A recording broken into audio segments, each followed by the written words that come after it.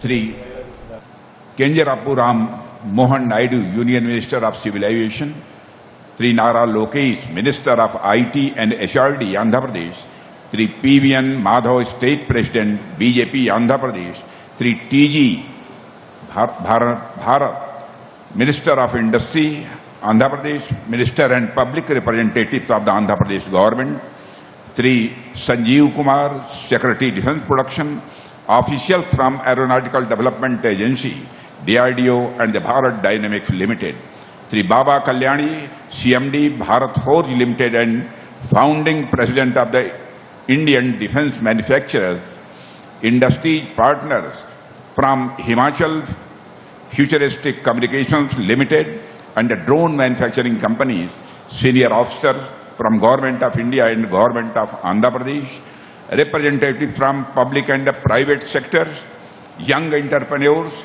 innovators and the industry leaders, friends from media, ladies and gentlemen. Ella Unnaru. मेरे बहनों भाइयों, आज का दिन बहुत ही खास है। आज का यह अवसर मैं मानता हूं आंध्र प्रदेश के इतिहास में और भारत के डिफेंस सेक्टर के इतिहास में एक हिस्टोरिक चैप्टर जोड़ने जा रहा है। आज यहां एक साथ अनेक प्रोजेक्ट्स की फाउंडेशन स्टेन लेइंग हो रही है। साथियों, आज जिस पुट्टा पार्थी नामक जगह पर हम सभी यहां उपस्थित हैं, यह आध्यात्मिकता, शिक्षा और सेवा भाव के लिए केवल भारत में ही नहीं बल्कि सारी दुनिया भर में जाना जाता है। श्री सत्यसाई बाबा ने शिक्षा, स्वास्थ्य और मानव सेवा के अनेक संस्थानों के रूप में अपना जो आशीर्वाद इस नगर को दिया है, वह आज भी यहाँ की प्रगति के मुख्य कारणों में से एक है। సోదరి సోదరులారా, ఈ రోజు చాలా ప్రత్యేకమైంది। ఈ రోజు ఒక నవశకం ప్రారంభమవుతుంది। ఆంధ్రప్రదేశ్ రాష్ట్ర చరిత్రలో, భారతదేశ రక్షణ రంగ చరిత్రలో ఒక చారిత్రాత్మక అధ్యాయాన్ని లిఖించబోతున్నాం। ఈ రోజు ఇక్కడ ఏకకాలంలో అనేక ప్రాజెక్టులకి శంకుస్థాపన కార్యక్రమం జరగబోతుంది। మిత్రులారా, ఈ పుట్టపర్తి అనే పేరు కలిగిన ప్రాంతంలో మనం ఉన్నాం। ఇక్కడ విద్య, సేవ, ఆధ్యాత్మికతో ప్రపంచం అంతా కూడా ప్రసిద్ధిగాంచింది। శ్రీ భగవాన్ సత్యసాయి బాబా యొక్క మానవ సేవ, విద్య, వైద్యం కోసం అనేక సంస్థలు స్థాపించాయి। ఆ రూపంలో ఈ యొక్క ప్రాంతాన్ని ఆశీర్వదించారు। ఇది ఈరోజు ఈ ప్రాంతం యొక్క ప్రగతికి ఒక కారణం। साथियों, मैंने अपने लंबे सार्वजनिक जीवन में अनेक लीडर्स को देखा है, अनेक रिप्रेजेंटेटिव्स के साथ काम करने का अवसर भी मुझे प्राप्त हुआ है, अनेक विजनरी लोगों के साथ काम किया है। लेकिन टेक्नोलॉजी के प्रति जो जुनून, डेवलपमेंट के प्रति जो कमिटमेंट और फ्यूचर को प्रेडिक्ट कर पाने की जो दूरदृष्टि हमें नायडू गारू में है, वह बिरले ही देखने को मिलती है। जब बात श्री नायडू गारू की हो तो छोटा सोचना मैं समझता हूं संभव ही नहीं है। और आंध्र प्रदेश के विकास के लिए जिस कमिटमेंट के साथ इन्होंने काम किया है, उसकी सराहना मैं दावे के साथ कहना चाहता हूं, भारत ही नहीं बल्कि इंटरनेशनल फोरम्स पर भी हुई है। మ్యాగజైన్ 7 పనిచేస్తున్న విచిత్రాల్లో అంటే 7 వర్కింగ్ వండర్స్ లో వీరి పేరు కూడా చర్చించబడింది। ఇది ఆయన సామర్థ్యాన్ని తెలియజేస్తుంది। ఆయన దృక్పథం శాస్త్రీయమైనది। ఐటీ మరియు వినూత్న ఆవిష్కరణల విషయంలో వస్తే ఆయన ఫోకస్ అద్వితీయమైంది। ఈ కారణంగానే గూగుల్ వంటి భారీ బహుళజాతి సంస్థ లక్షల కోట్ల పెట్టుబడులు ఆంధ్రప్రదేశ్ కి ఎంపిక చేసుకున్నాయి। భవిష్యత్తులో నాయుడు గారి నాయకత్వంలో ఏపీ అంటే అడ్వాన్స్ ఆంధ్రప్రదేశ్, ప్రగతిశీల ప్రదేశ్గా రూపుదిద్దుకోబోతుంది। ఆంధ్రప్రదేశ్ అభివృద్ధి కోసం ఎన్డీఏ ప్రభుత్వం పనిచేస్తున్న తీరు యావత్ దేశానికి ఒక విశేషమైన నమూనాగా మారి అందరికీ ముందు నిలుస్తుంది। आज इस फाउंडेशन स्टोन लेइंग सेरेमनी में 4 प्रमुख प्रोजेक्ट्स प्रारंभ हो रहे हैं। इसके अलावा 8 ड्रोन कंपनियों का एक समूह मिलकर कुरनूल में एक ड्रोन सिटी भी इस्टेब्लिश कर रहा है। कुल मिलाकर आंध्र प्रदेश के विकास की दिशा में आज का दिन एक माइलस्टोन सिद्ध होगा, ऐसा मेरा विश्वास है। ఈ రోజు శంకుస్థాపన వేడుకలో 4 ప్రధాన ప్రాజెక్టులు ప్రారంభమవుతున్నాయి. అవే కాకుండా 8 డ్రోన్ కంపెనీల బృందాలు కలిసి కర్నూలులో ఒక డ్రోన్ సిటీని కూడా ప్రారంభిస్తున్నాయి. మొత్తానికి ఆంధ్రప్రదేశ్ అభివృద్ధి పదంలో వెళ్తుంది. ఈ రోజు ఒక మైలురాయిగా నిలిచిపోతుందని నా నమ్మకం. साथियों, इस समय हम एक ऐसे कालखंड में हैं जहां पूरी दुनिया में उथल पुथल मची हुई है और ऐसे में एक राष्ट्र के रूप में हम अपनी सुरक्षा तभी मजबूत बनाए रख सकते हैं जब अपनी लाठी अपने हाथ में होगी। राष्ट्रीय सुरक्षा जैसे महत्वपूर्ण विषय पर हम हमेशा दूसरे देश के भरोसे नहीं रह सकते हैं। इसलिए आज शुरू हो रहे ये सभी प्रोजेक्ट मैं मानता हूं साधारण नहीं है बल्कि ऐतिहासिक है। మిత్రులారా, ఇవాళ ప్రపంచం అంతా గందరగోళ పరిస్థితిని ఎదుర్కొంటుంది. ఇలాంటి విషమ పరిస్థితుల్లో మనమంతా ఒకే రాష్ట్రం మన సొంత బలంతో ఉంటే మనని శక్తివంతంగా రక్షించుకోగలుగుతాం. జాతీయ భద్రత వంటి ముఖ్య అంశాల్లో మనం ఇప్పటికీ ఇతర దేశాలపై ఆధారపడి ఉన్నాం. అందువల్ల ఈరోజు ప్రారంభమవుతున్న ఈ ప్రాజెక్టులన్నీ చారిత్రాత్మకమైందని చెప్పవచ్చు.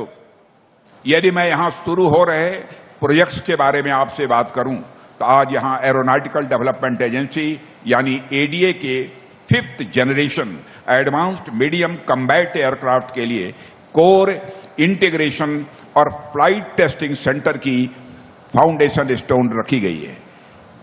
आडा सरकार के defence research and development organisation यानी डीआरडीओ का यह सहयोगी संगठन है। यह भारत के लिए स्वदेशी फाइटर एयरक्राफ्ट के रिसर्च एंड डेवलपमेंट में अपनी भूमिका निभाती है। इसी एडीए ने हमें एलसीए तेजस मार्क 1 दिया और अभी मार्क 2 पर काम चल रहा है और अब यही एडीए 5th जनरेशन अमका पर भी काम कर रही है। यह एक full fledged 5th generation steel fighter होगा जो दुनिया के कुछ ही देशों के पास ऐसा फाइटर प्लेन होगा। ఇవాళ ఇక్కడ ప్రారంభమవుతున్న ప్రాజెక్టు గురించి చెప్పాలంటే ఇక్కడ ఏరోనాటికల్ డెవలప్మెంట్ ఏజెన్సీ ఇది 5వ తరం ఆధునిక మధ్య తరహా యుద్ధ విమానం కొరకు కోర్ ఇంటిగ్రేషన్ విమాన పరీక్షా కేంద్రంగా పునాది రాయబడింది. ఏడీఏ ప్రభుత్వ రక్షణ రంగ పరిశోధన మరియు అభివృద్ధి సంస్థ అంటే డిఆర్డిఏ యొక్క భాగస్వామ్య సంస్థ. ఇది భారతదేశ స్వదేశీ ఫైటర్ ఎయిర్క్రాఫ్ట్ యొక్క పరిశోధన అభివృద్ధిలో ప్రధాన పాత్ర పోషిస్తుంది. అదే ఏడీఏ ఎల్సీఏ తేజస్ మార్క్ 1 కూడా అందించింది. ఇప్పుడు మార్క్ 2 కూడా అభివృద్ధి చేసే పనిలో ఉంది. ఇది ఒక పూర్తి స్థాయి 5వ స్తరం షెల్టర్ ఫైట్ అవుతుంది. ఇది ప్రపంచంలో కొద్ది దేశాల వద్ద మాత్రమే ఉంది.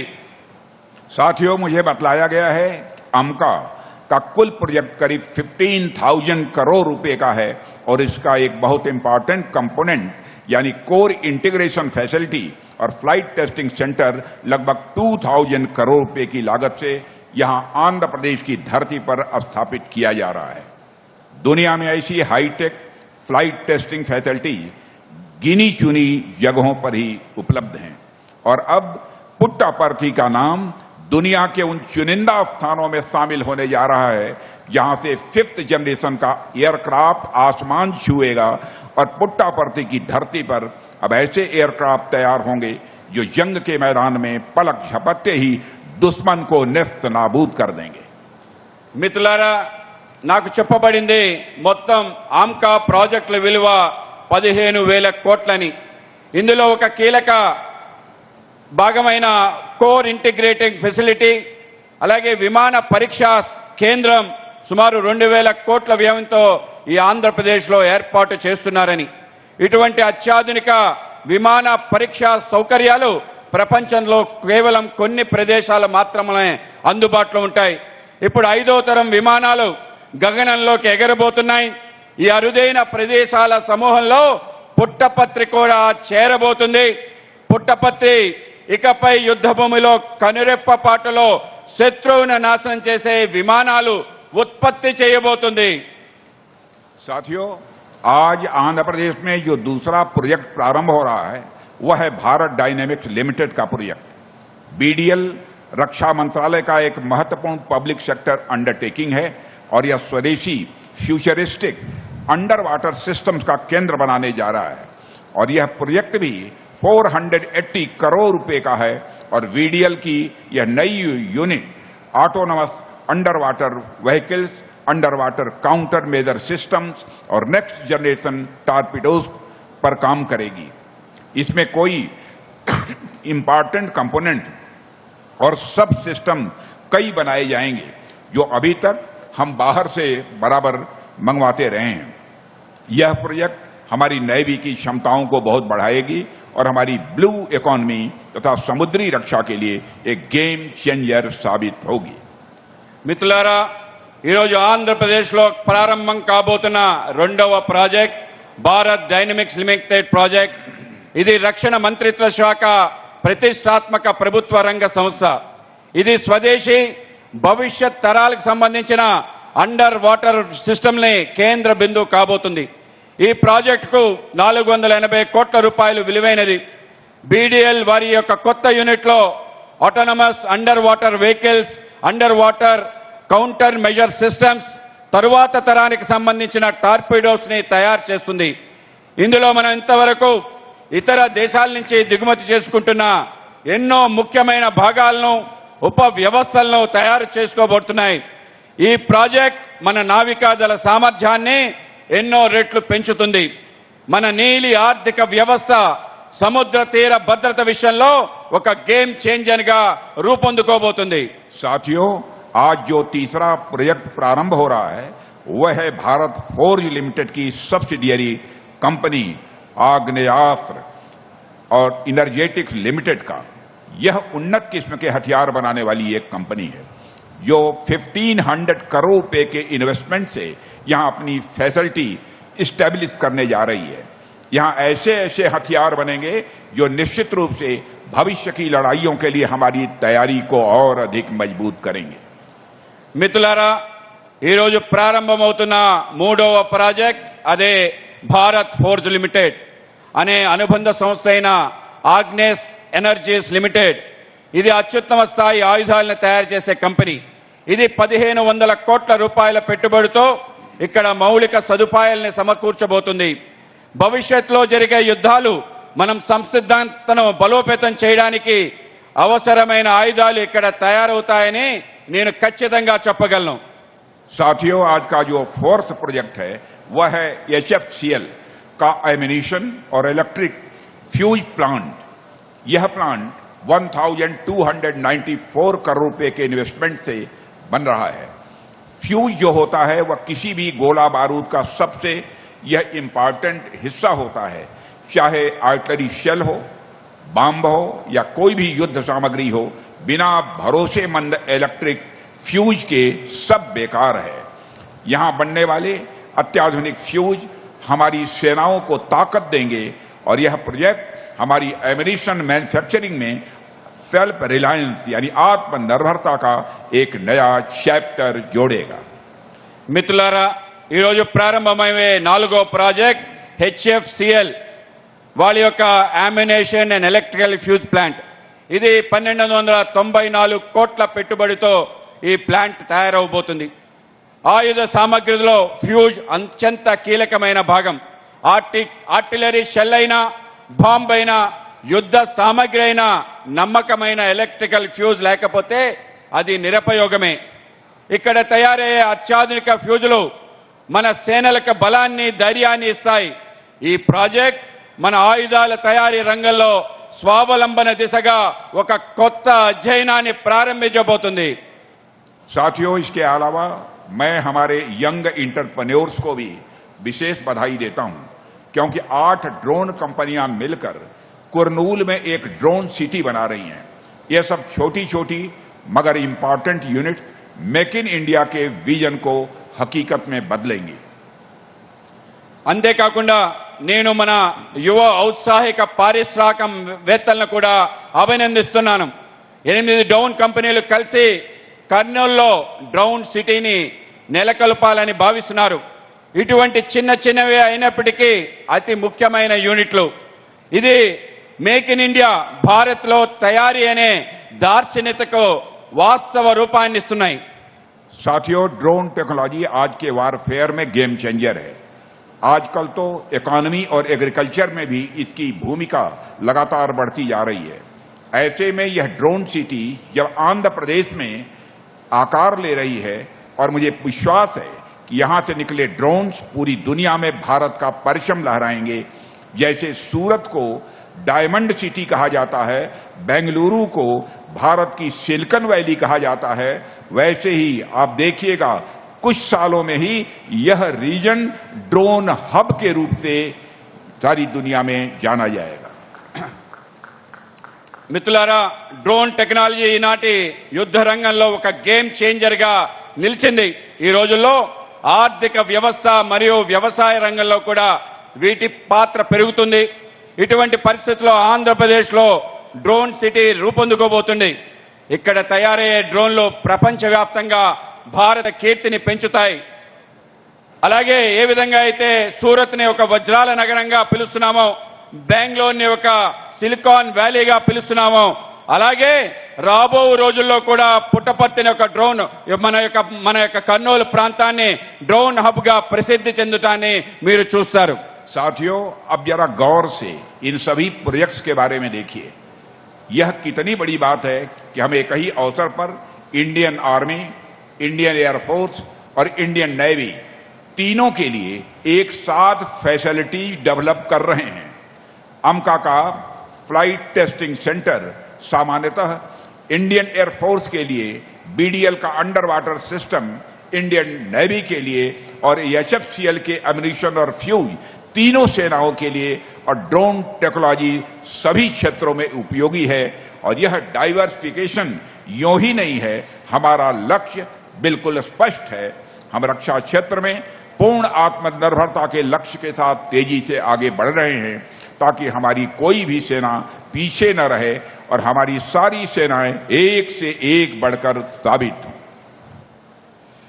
మిత్రులారా, ఇప్పుడు ఈ ప్రాజెక్టులన్నింటినీ ఒకసారి నిశ్చితంగా పరిశీలిద్దాం. మనం ఒకే సమయంలో భారత సైన్యం, వైమానిక దళం, నావికా దళం కోసం ఏకకాలంలో సౌకర్యాలు అభివృద్ధి చేయటం గొప్ప విశేషం. ఎంకా వారు ఫ్లైట్ టెస్టింగ్ సెంటర్ సాధారణంగా భారత వైమానిక దళం కోసం, బీడీఎల్ వారి అండర్ వాటర్ సిస్టమ్స్ భారత నావికా దళం కోసం, హెచ్ఎఫ్సిఎల్ వారి మందుగుండె సామగ్రి ఫ్యూజులు ఈ త్రివిధ దళాల కోసం. డ్రోన్ టెక్నాలజీ అన్ని రంగాలకి ఉపయోగపడుతుంది. ఈ వైవిధ్యీకరణకు ఒక కారణం ఉంది. మన లక్ష్యం చాలా స్పష్టంగా ఉంది. రక్షణ రంగంలో సంపూర్ణ స్వావలంబన సాధించాలనే లక్ష్యంతో మనం ముందుకు సాగుతున్నాం. తద్వారా మన దళాల్లో ఏది వెనకబడి ఉండకూడదు. మన దళాలన్నీ ఒకదానికి మించి ఇంకొకటి ఆ విధంగా నిరూపించుకోవాలి. साथियों, मुझे यह देखकर भी बेहद खुशी होती है कि इस पूरे प्रयास में पब्लिक सेक्टर और प्राइवेट सेक्टर दोनों कंधे से कंधा मिलाकर खड़े हैं. पिछले 10 वर्षों में हमारे प्रधानमंत्री श्री नरेंद्र मोदी के नेतृत्व में हमने पब्लिक सेक्टर और प्राइवेट सेक्टर के बीच की खाई को लगभग पाट दिया है. और आज हम होल ऑफ गवर्नमेंट अप्रोच के साथ ही नहीं, बल्कि होल ऑफ कंट्री अप्रोच के साथ आगे बढ़ रहे हैं. और मैं तो कहता हूं कि अब तो हम whole of the people approach तक भी पहुंच गए हैं.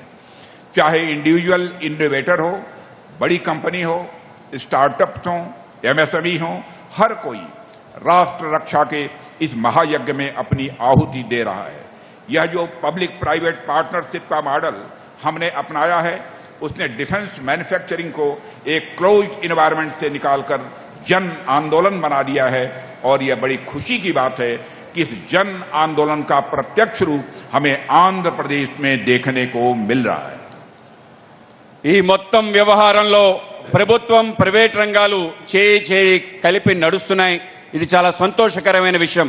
గత 10 ఏళ్లలో మన ప్రధానమంత్రి గారి నాయకత్వంలో ప్రభుత్వ ప్రైవేట్ రంగాల మధ్య ఉన్న అంతరాన్ని మనం దాదాపు పూడ్చేశాం. ఈరోజు మనం కేవలం సమగ్ర ప్రభుత్వ విధానంతో పాటు సమగ్ర దేశ విధానంతో కూడా ముందుకు సాగుతున్నాం. ఇప్పుడు మనం సమగ్ర ప్రజా విధానమును కూడా చేరుకున్నామని స్పష్టంగా చెప్పగలం.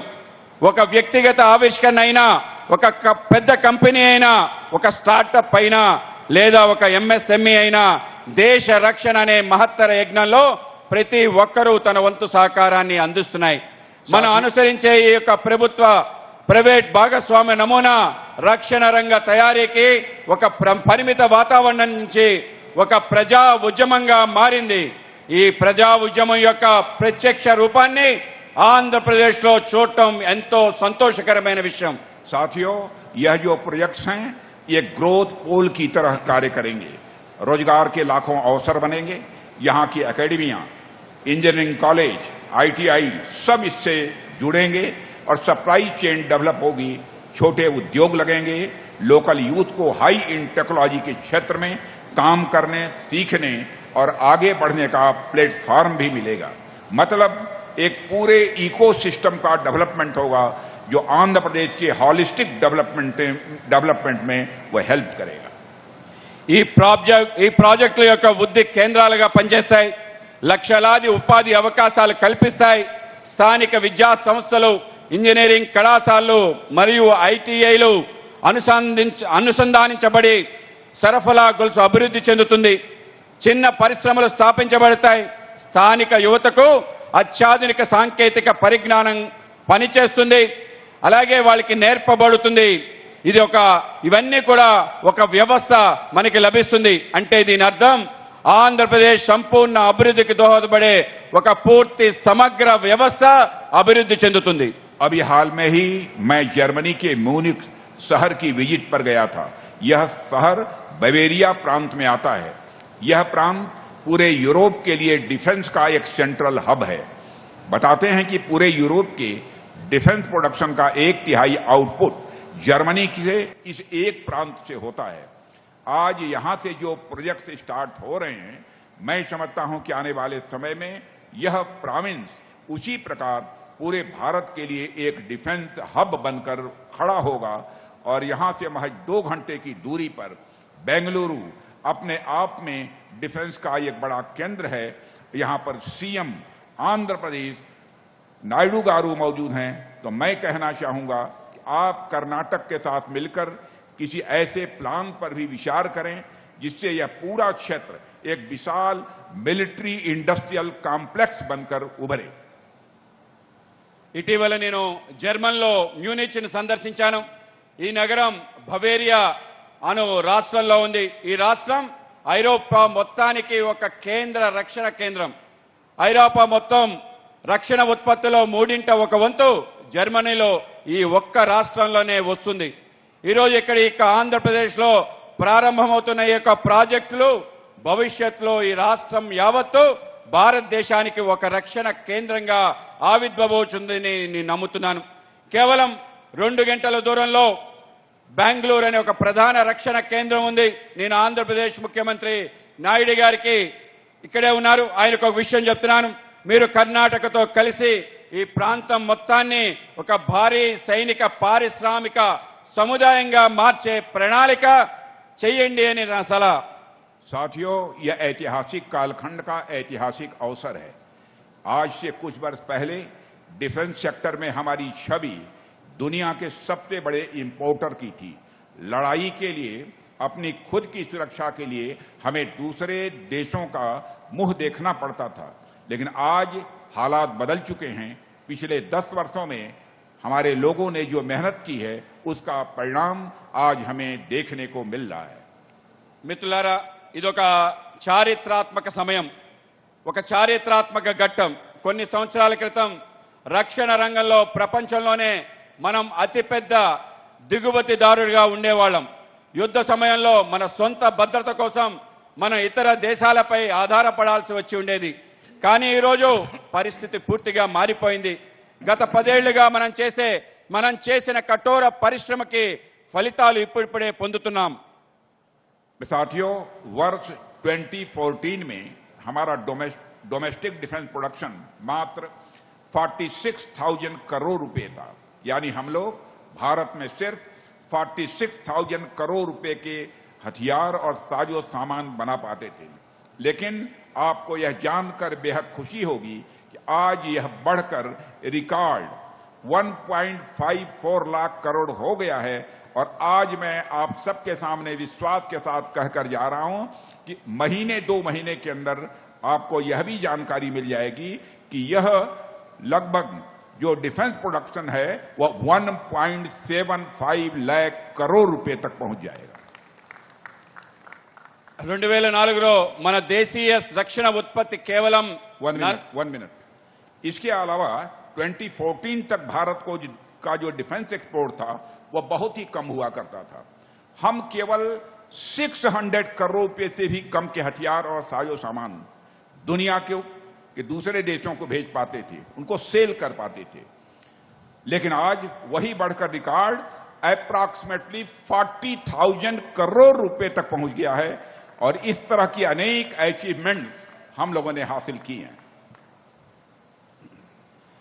2004లో మన భారతదేశ రక్షణ ఉత్పత్తి కేవలం 46,000 కోట్లుగా ఉండేది। అంటే భారతదేశం కేవలం 46,000 కోట్ల విలువైన ఆయుధాలు పరికరాలు మాత్రమే తయారు చేసుకోగలిగే వాళ్ళం। కానీ ఈ రోజు దాని రికార్డ్ స్థాయిలో 1,75,000 కోట్ల రూపాయలకు పెరిగిందని మీకు తెలియజేస్తున్నాను।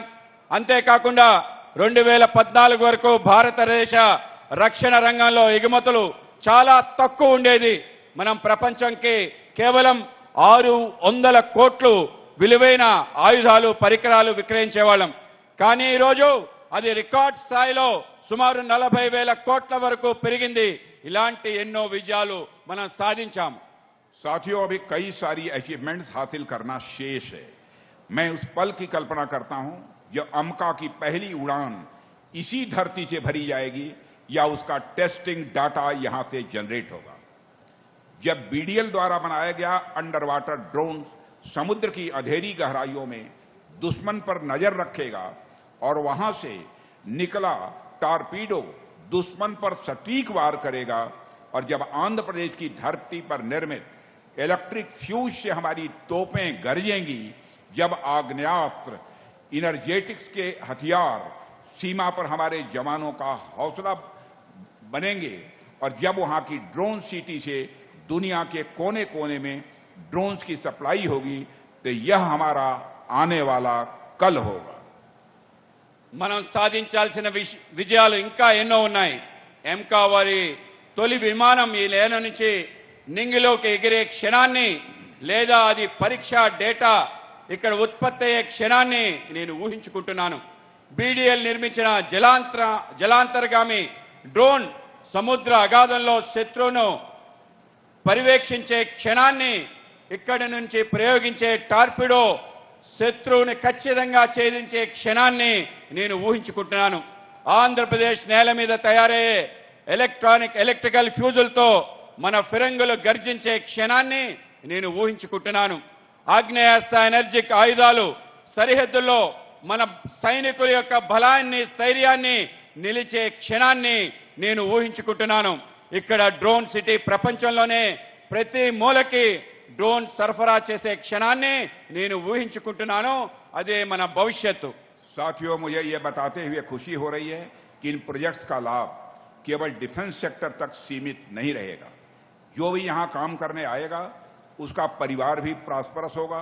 इससे जहां स्कूल खुलेंगे, हॉस्पिटल बनेंगे, सड़कों का जाल बिछेगा, यानी हॉलिस्टिक रीजनल डेवलपमेंट होगा। और इसमें आप जनता जनार्दन का सहयोग बहुत ही जरूरी है। आपके सहयोग से ही यह सब कुछ हो रहा है और आपके सहयोग की, आपके आशीर्वाद की हमेशा हमें जरूरत पड़ती रहेगी। సంతోషకరమైన మరో విశేషం ఏంటంటే ఈ ప్రాజెక్టులు ప్రయోజనాలు కేవలం రక్షణ రంగానికే పరిమితం కావు। ఇక్కడ పనిచేయడానికి వచ్చే ప్రతి ఒక్కరి కుటుంబం సుసంపన్నం అవ్వబోతుంది।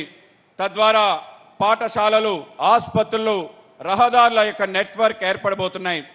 అంటే ఇది ఒక సమగ్ర సంపూర్ణ ప్రాంతీయ అభివృద్ధికి దోహదపడుతుంది। ఇందులో ప్రజలైన మీ సహకారం చాలా కీలకం। ఇదంతా మీ సహకారం వల్లే జరుగుతుంది।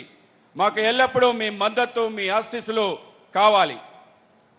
साथियों, आप सब जानते हैं कि राष्ट्र निर्माण का कार्य यह मिलजुल कर ही होता है और हम सब मिलकर जुट जाएं, ईंट दर ईंट, कदम दर कदम, और एक ऐसे भारत का निर्माण करें जो न केवल स्वयं की रक्षा करे बल्कि विश्व बंधुत्व की भावना के साथ पूरी दुनिया की भी मदद कर सके। हमारे पास विल पावर है, इच्छा शक्ति है, हमारे पास संकल्प शक्ति है, जनशक्ति है, और भगवान श्री वेंकटेश्वर की असीम कृपा भी हम सबके ऊपर है। हमारे मनोरथ पूरे होंगे, इसमें कहीं कोई संदेह नहीं है। మిత్రులారా, దేశ నిర్మాణం అనేది ఒక సమిష్టి కృషి. మనమందరం ఇటుక పేర్చి అడుగు అడుగు కలిపి ఏకమై మనని మనం రక్షించుకోవటమే కాకుండా విశ్వ సోదర భావన స్ఫూర్తితో యావత్ ప్రపంచానికి కూడా సహాయపడగలిగే ఒక భారతదేశాన్ని నిర్మిద్దాం. మనకు సంకల్పం, పట్టుదల, మానవ వనరులు మరియు శ్రీ వెంకటేశ్వర స్వామి వారి యొక్క అపారమైన ఆశీస్సులు ఉన్నాయి. మన కోరికలు తప్పకుండా నెరవేరుతాయి అనే అండల్లో ఎటువంటి సందేహం లేదు. एक बार फिर इस ऐतिहासिक आयोजन के लिए मुख्यमंत्री चंद्रबाबू नायडू गारू, उनकी टीम और राज्य की जनता को मैं कोट कोट बधाई भी देता हूं और अपनी हार्दिक शुभकामनाएं भी देता हूं। और मुझे यहां आमंत्रित करने के लिए आप सभी को धन्यवाद देते हुए यहीं पर अपनी बात को समाप्त करता हूं। आप सबको बहुत बहुत धन्यवाद।